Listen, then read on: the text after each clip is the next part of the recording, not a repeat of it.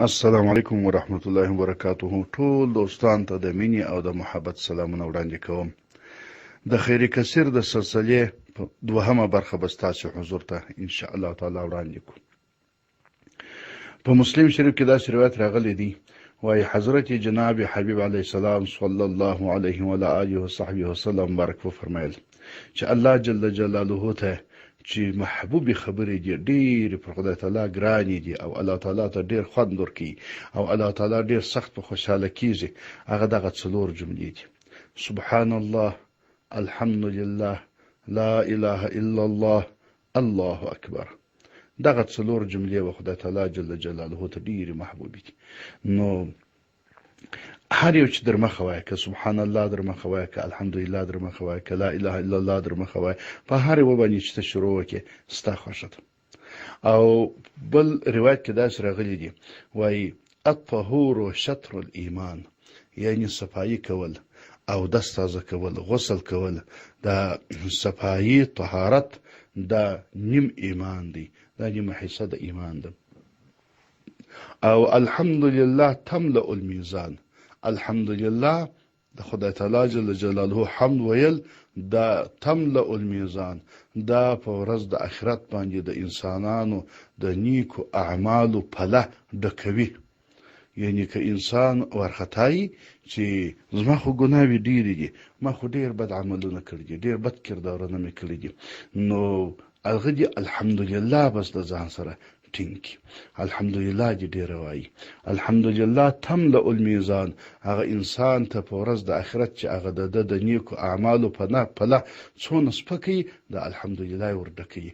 هر څونه چې سړی الحمدلله ډېر ویلی شي نو هغونه دې ډېر وایي. او سبحان الله الحمدلله تملأان، یا تملأ ما بین السماوات والارض، وای سبحان الله الحمدلله، سبحان الله الحمدلله. وای دې دوه خبرو ته نو ته داسې په کوچني نظر مه ګوره، دا فکر مه کوه چې دا داسې دوې کوچنۍ جملې دي. یا سبحان الله الحمدلله تملأ ما بین السماوات والارض، دا د مځکې او د اسمان در مابین د علاقه ټوله ډکوي.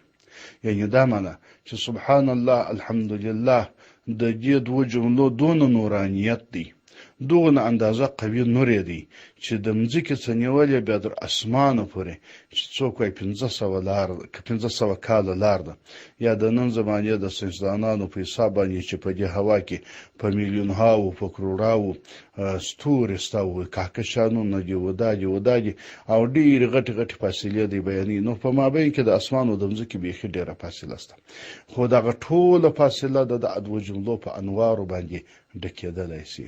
نو دغه اندازه با برکته جملې دي، فکر ونه کړئ چې دا داسې اسانه جملې دي. نو محترمو دوستانو، شپږ وخته تاسې دغه جملې د ځان سره بالکل یاداشت وساتئ او مې قضا کوئ. یو د هر لمانځه وروسته سبحان الله درود دېرش، الحمدلله درود دېرش، الله اکبر څلور دېرش د هر لمانځه وروسته. او یو مخصن چې په خپل بستر کې پرېوتاست، چې هر وخت په خپل بستر کې پرېوتلاست یا په خپل ځای کښېناستلاست او یا پرېوتلاست، بس د خوب څخه در مخه سبحان الله درود دېرش، الحمدلله درود دېرش، الله اکبر څلور دېرش دا پوره کوئ. ډېر یو عظیم با برکاته جملې دي، ډېر یو عظیم برکات پکښې کې دي، ډېر الله جل جلاله ته محبوبې جملې دي.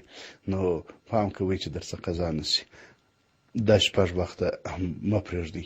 حضرت نبی علیه السلام مبارک صلی الله علیه وسلم مبارک ګورئ، د الله جل جلاله څونه محبوب پیغمبر دی، څونه پر الله جل جلاله باندې دی مبارک ګران دی.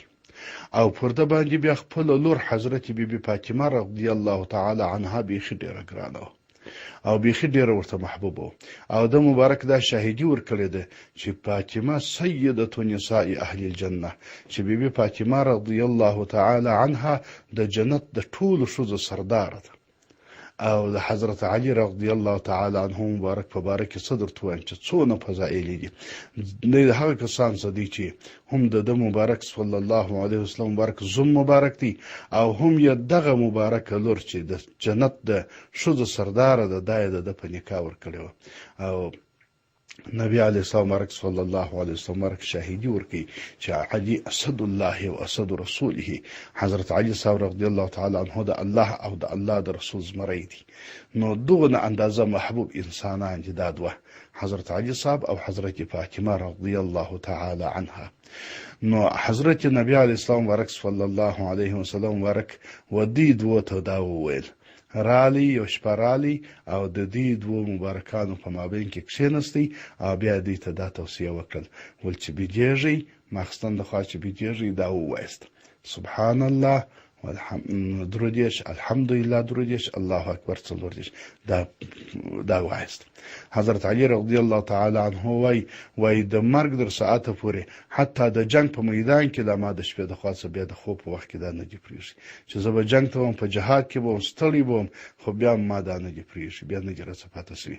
نو دا د الله جل جلاله انتخاب دی و نبی علی اسلام مبارک صلی الله علیه وسلم ورته او د بیا د خپل مبارک لور او د خپل مبارک زوم د پاره دغه انتخاب کړی و چې تاسو بېدېږئ دا وایست. څونه مبارک انتخاب دی او دا تحفه تر موږ تاسو پورې رسېدلې ده. پام کوئ چې در څه پاته نه سي. السلام علیکم ورحمة الله وبرکاته.